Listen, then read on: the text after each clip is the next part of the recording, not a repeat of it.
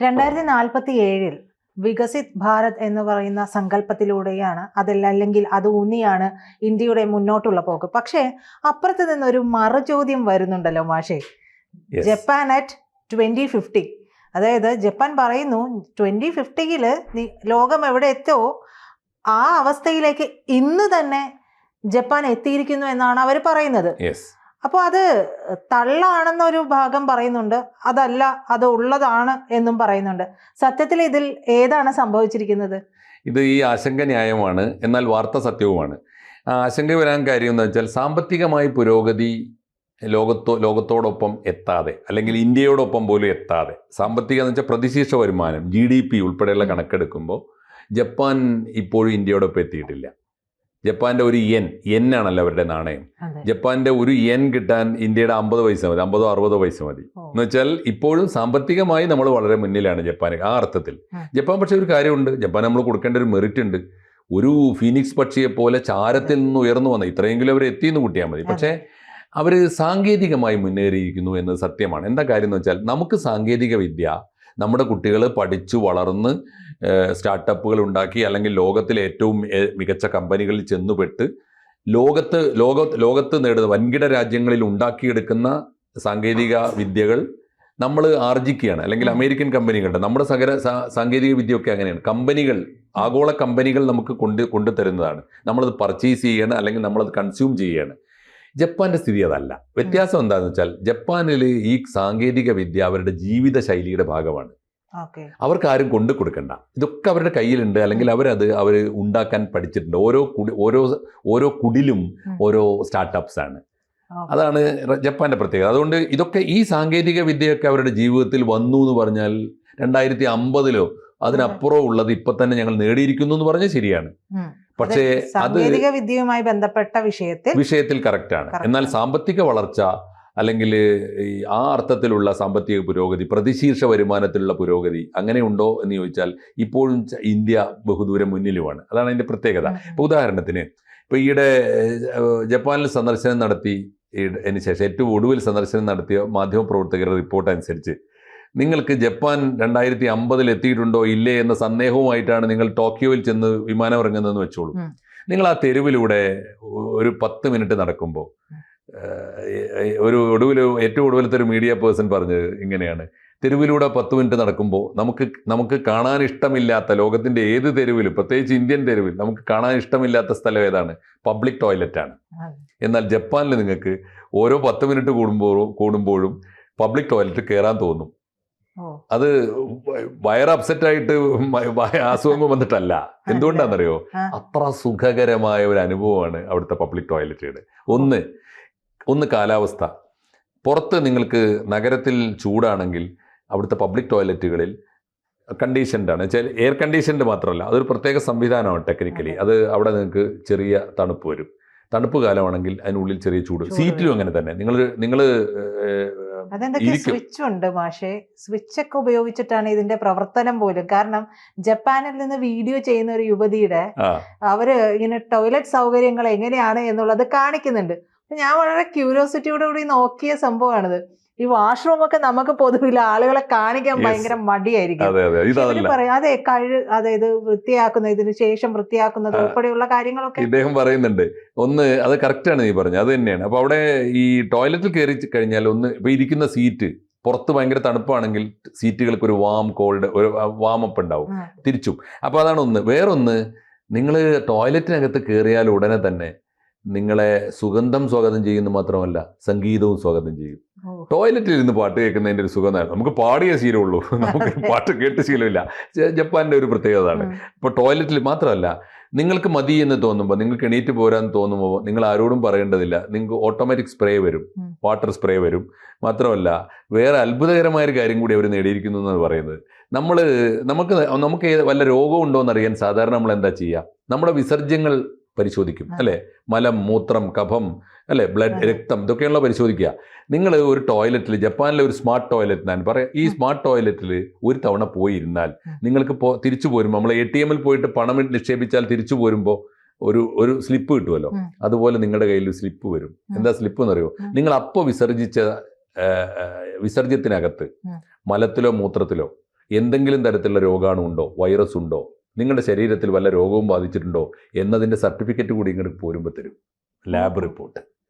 ജപ്പാനിൽ അടിയന്തരമായി ടോയ്ലറ്റിൽ പോകണം നമുക്ക്, അല്ലെങ്കിൽ രക്ഷയില്ല. ഇവിടെ നമ്മളത് ചെയ്യണമെങ്കിൽ എത്ര രൂപയാണ്, എത്ര കാശാണ് ആലോചിച്ച് നോക്കും. അപ്പോൾ അതാണ് അതിൻ്റെ ഒരു പ്രത്യേകത. അതുകൊണ്ട് ജപ്പാൻ 2050 എത്തിയോന്ന് ചോദിച്ചാൽ ഒരു തവണ ജപ്പാനിൽ പോയിട്ട് പബ്ലിക് ടോയ്ലറ്റ് കയറിയാൽ തന്നെ നമുക്ക് ബോധ്യപ്പെടും എന്നാണ് ആ പറഞ്ഞതിൻ്റെ ഒരു അർത്ഥം. രണ്ടാമത്തേത്, നിങ്ങൾ ജപ്പാനിൽ രാവിലെ നടക്കാൻ ഇറങ്ങിയാൽ അവിടെ നടക്കുന്നവരുണ്ട്, സൈക്കിളിൽ പോകുന്നവരുണ്ട്, പലതരം നാച്ചുറലായിട്ടുള്ള എക്സസൈസാണ് അവർ ചെയ്യുക. നമ്മുടെ നാട്ടിലെ പോലെ തന്നെ പൊങ്ങച്ചം കാണിക്കാൻ പട്ടിയുടെ കയറും പിടിച്ച് അല്ലെങ്കിൽ ചങ്ങലയും പിടിച്ച് നടക്കുന്ന കൊച്ചമ്മമാർ അവിടെ ഉണ്ട്. പക്ഷേ എന്താ പ്രശ്നം എന്ന് വെച്ചാൽ ഈ കൂടെ പോകുന്ന പട്ടിയും പൂച്ചയും ഒന്നും ജീവനുള്ളതല്ല, ഒക്കെ റോബോട്ടാണ്, റോബോട്ടിക് പെറ്റ്സ് ആണ്. അതുകൊണ്ട് എന്താ വെച്ചാൽ അവർക്ക് രോഗമില്ല, രോഗാണുമില്ല, മരുന്നില്ല, അവരെ കുളിപ്പിക്കണ്ട, ഭക്ഷണം കൊടുക്കണ്ട. നിങ്ങൾക്ക് ആവശ്യമുള്ള സമയത്തോളം നിങ്ങളെയും പിടിച്ച് അവർ പോയിക്കോളും. എത്ര ദൂരമാണ് ഒരു എന്ന് വെച്ചാൽ കമ്പാനിയൻ ശരിക്കും റോബോട്ടാണ്, റോബോട്ടിക് പെറ്റ്സ് ആണ്. വേറൊന്ന് നിങ്ങൾ ആശുപത്രി കയറിയാൽ നിങ്ങളെ തഴുകാനും തലോടാനും നിങ്ങൾക്ക് മസാജ് ചെയ്യാനും ഒക്കെ വരുന്നത് റോബോട്ട്സ് ആണ്. എന്ന് വെച്ചാൽ റോബോട്ടിക് കെയർ എന്ന് പറയും, കെയർ റോബോട്ട്സ് ആണ്. വേറൊന്ന് നിങ്ങൾ ഹോട്ടലിൽ ചെന്ന് വണക്കം മാഡം എന്നൊക്കെ പറഞ്ഞിട്ട് നമ്മളെ സ്വീകരിക്കാൻ നിൽക്കുന്നയാൾ അതിസുന്ദരിയായ ഒരു പെൺകുട്ടിയാണെന്നൊക്കെ തോന്നും, പക്ഷേ അതും റോബോട്ടാണ് തുടങ്ങിയിരിക്കുന്നത്. ജപ്പാനിൽ അത് വ്യാപകമായി ഈ റോബോട്ടിക് ഹോസ്പിറ്റാലിറ്റി റിസപ്ഷനിസ്റ്റുകളൊക്കെ അത് മാറിയിരിക്കുന്നു. അതുകൊണ്ട് ജപ്പാൻ മാറിയിരിക്കുന്നു എന്ന് അറിയാൻ ഒരു തവണ ജപ്പാനിൽ പോയി വന്നാൽ മതി എന്നാണ്. വേറൊന്ന് അവിടുത്തെ വീടുകളാണ്. ജപ്പാനിൽ നിരന്തരമായി ഭൂകമ്പം ഉണ്ടാകുന്ന സ്ഥലങ്ങളാണല്ലോ. ഭൂകമ്പവും പ്രളയവും ഒന്നും അവിടെ ഒരു അത്ഭുതമല്ല, എന്നും സംഭവിക്കുന്നതാണ്. പക്ഷേ കടുത്ത ഭൂകമ്പം ഉണ്ടായിട്ട് നമ്മൾ താമസിക്കുന്ന വീട് ആടി ഒലഞ്ഞ് നിന്നാലും ജപ്പാൻകാർ ഡാൻസ് ചെയ്യുള്ളൂ. കാരണം ആ ഭൂകമ്പം തീരുമ്പോൾ വീട് പഴയ പോലെ ഉണ്ടാവും. വെച്ചാൽ അങ്ങനെയുള്ള അത്യന്താധുനിക ടെക്നോളജി ഉപയോഗിച്ചിട്ടുള്ള ഭൂകമ്പത്തെയും പ്രളയത്തെയൊക്കെ അതിജീവിക്കുന്ന വീടുകൾ നിർമ്മിക്കാൻ പഠിച്ചിരിക്കുന്നു എന്നാണ് വേറൊന്ന്. അവരുടെ അതിജീവനത്തിന്റെ ഭാഗം കൂടിയാണ്. ആണ്, തീർച്ചയായിട്ടും. അതാണ് അവർ സാങ്കേതിക വിദ്യയിൽ വിജയിച്ചു എന്ന് പറഞ്ഞാൽ അവർ ജീവിച്ചു പഠിച്ചു എന്നതിൻ്റെ അർത്ഥം. വേറൊന്ന് ഓട്ടോണമസ് ട്രാൻസ്പോർട്ടാണ്. ജപ്പാനിലൂടെ ഓടിക്കൊണ്ടിരിക്കുന്ന കാറുകൾ, ബസ്സുകൾ, ട്രെയിനുകൾ പോലും ഓട്ടോണമസ് ആണ്, ഡ്രൈവർമാരില്ല. രണ്ട് കാറും തമ്മിൽ സ്പേസ് ഇല്ലാത്തൊരു സ്ഥലത്ത് തമ്മിൽ മുട്ടുമെന്ന് തോന്നിയാൽ കാർ ടു കാർ ടോക്കാണ്. കാറുകൾ തമ്മിൽ സംസാരിച്ചിട്ട് വഴി മാറിപ്പോയിക്കോളും. മനുഷ്യന്റെ സഹായം ആവശ്യമില്ല. വമ്പൻ ടെക്നിക്കാണ്. മാത്രമല്ല അത് യാത്രക്കാരുണ്ടെങ്കിൽ യാത്രക്കാർ കാണികളായി നിന്ന് കൊടുത്താൽ മതി. നമ്മളല്ല രക്ഷപ്പെടുത്തുക. നമ്മളെ രക്ഷപ്പെടുത്താൻ യന്ത്രങ്ങൾ വളരെ സദാ സജീവമായി നിൽക്കുന്നു എന്നതാണ് അതിൻ്റെ ഒരു പ്രത്യേകത. വേറൊന്ന്, നിങ്ങളുടെ കോളിംഗ് ബെല്ല് ആരെങ്കിലും ഒന്ന് അടിച്ചു എന്ന് വെച്ചാൽ രാവിലെ കോളിംഗ് ബെല്ല് തുറക്കുമ്പോൾ നിങ്ങളുടെ മുമ്പിൽ തല കുനിച്ച് ഒരാൾ നിൽക്കുന്നുണ്ടാവും. അത് ഒരു ഡ്രോണാണ്. എന്തിനാണ്? നിങ്ങൾക്ക് കൊറിയർ സർവീസൊക്കെ ഡ്രോൺ സർവീസാണ് അവിടെ. ഇപ്പോൾ ഡ്രോണുകളാണ് കൊറിയർ സർവീസ്. നമ്മൾ ഈ കൊറിയറൊക്കെ പൂട്ടിപ്പോകും. ആഗോള കൊറിയർ സർവീസുകളൊക്കെ എല്ലാം പൂട്ടിപ്പോകാനുള്ള എല്ലാ സാധ്യതയുള്ള അരാമെക്സും നമ്മുടെ DHL-ഉം ഈ പറഞ്ഞ പ്രൊഫഷണൽ കൊറിയറും ഒക്കെ യാതൊരു സ്കോപ്പും അവിടെ ഇല്ല. അതാണ് വേറൊന്ന് ഈ സ്മാർട്ട് സിറ്റിയാണ്. സ്മാർട്ട് സിറ്റി സംവിധാനം എന്ന് പറഞ്ഞു കഴിഞ്ഞാൽ ഏറ്റവും പ്രധാനപ്പെട്ട സംവിധാനം അവിടുത്തെ എല്ലാം ഈ എനർജി പ്രൊഡ്യൂസിംഗ് ആണ്, പ്രകൃതിദത്തമായ ഇലക്ട്രിസിറ്റി. ഇപ്പോൾ അവിടുത്തെ എല്ലാ പാർക്കുകൾക്കും വേണ്ട വൈദ്യുതി അവർ തന്നെ ഉൽപ്പാദിപ്പിക്കും എല്ലായിടത്തും.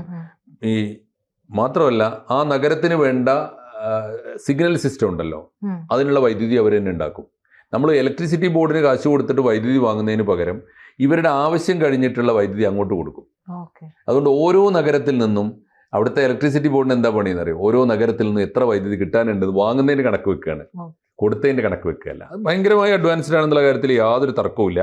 വേറൊരു പ്രത്യേകത അവിടുത്തെ ഗ്രീൻ ടെക്നോളജിയാണ്, ഹരിത സാങ്കേതിക വിദ്യ എന്ന് വെച്ചാൽ കാർബൺ എമിഷൻ ഒട്ടുമില്ലാത്ത തരത്തിലുള്ള സാങ്കേതിക വിദ്യ. വേറൊന്ന്, നമുക്ക് ആലോചിക്കാൻ പറ്റുമോ? ആലോചിച്ച് നോക്കൂ, ഗ്യാസ് കൊണ്ട് ഓടുന്ന തീവണ്ടി, ഗ്യാസ് കൊണ്ട് ഓടുന്ന കാറ് വരെ നമ്മൾ എത്തിയിട്ടുണ്ട്. ഹൈഡ്രജൻ ട്രെയിൻസ് ആണ് അവിടുത്തെ ഏറ്റവും പ്രധാനപ്പെട്ട പ്രത്യേകത. അതുപോലെ സോളാർ പാർക്കുകൾ എന്ന് വെച്ചാൽ ഈ സോളാർ വൈദ്യുതി ഉൽപ്പാദിപ്പിക്കാൻ വേണ്ടി മാത്രം പാർക്കുകൾ. അവിടെ ആളുകൾക്ക് മറ്റ് സൗകര്യങ്ങളൊക്കെ ഉണ്ട്.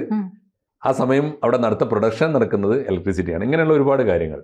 ഇനി അവസാനമായി ഈ ജപ്പാനിൽ വന്നിരിക്കുന്ന മറ്റെവിടെയും ഇല്ലാത്തൊരു പ്രധാനപ്പെട്ട മാറ്റം, ജപ്പാനിൽ പണ്ട് 24/7 ആയിരുന്നു വർക്ക്, 24 മണിക്കൂറും ജോലി ചെയ്യുക. അതിനിടയിൽ സൗകര്യം കിട്ടുന്ന സമയം എപ്പോഴെങ്കിലും കുറഞ്ഞ അങ്ങനെയായിരുന്നു. ഇപ്പം അങ്ങനെയല്ല. ഇപ്പോൾ അവർ കുറച്ചുകൂടി സിസ്റ്റമാറ്റിക് ആയി തുടങ്ങി. അതിൻ്റെ കാരണം എന്താണെന്നറിയോ? പ്രധാനപ്പെട്ട കാരണം ഇവർ അവിടുത്തെ മഹാഭൂരിപക്ഷം ജോലികളും വർക്ക് ഫ്രം ഹോം ആക്കി.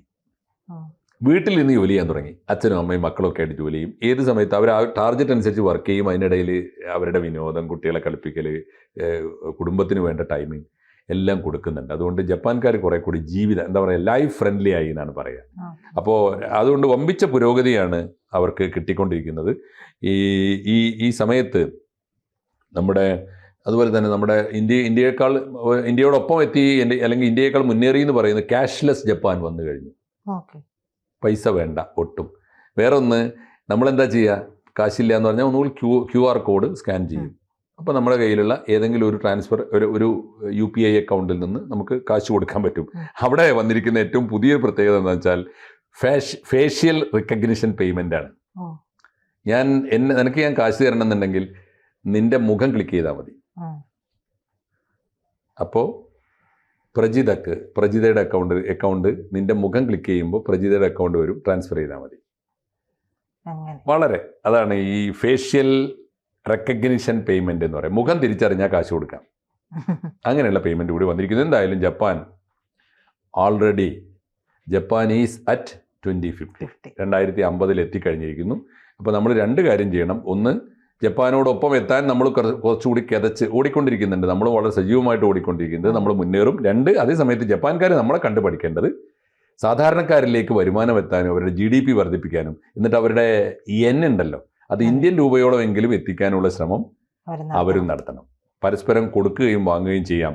ജപ്പാനും ഇന്ത്യയും കൈകോർത്ത് മുന്നേറാം. തീർച്ചയായിട്ടും അമേരിക്കൻ ആക്രമണത്തിൽ നിന്ന് രക്ഷപ്പെട്ടു വന്ന രാജ്യമാണ് ജപ്പാൻ. അമേരിക്കൻ ഉപരോധത്തിന് മുമ്പിൽ പിടിച്ചു നിൽക്കാൻ പാടുപെടുന്ന രാജ്യമാണ് ഇന്ത്യ. 2 കൂട്ടരും തമ്മിൽ സാഹോദര്യത്തിൻ്റെ ഒരു പാലം തീർച്ചയായിട്ടും പ്രതീക്ഷയുണ്ട്. അത് വികസനത്തിൻ്റെ പാലം കൂടിയാവട്ടെ. കൂടുതൽ വാർത്തകളും വിശേഷങ്ങളും നിങ്ങളിലേക്ക് എത്താൻ ABC മലയാളം സബ്സ്ക്രൈബ് ചെയ്യുക, ബെൽ ബട്ടണും അമർത്തുക.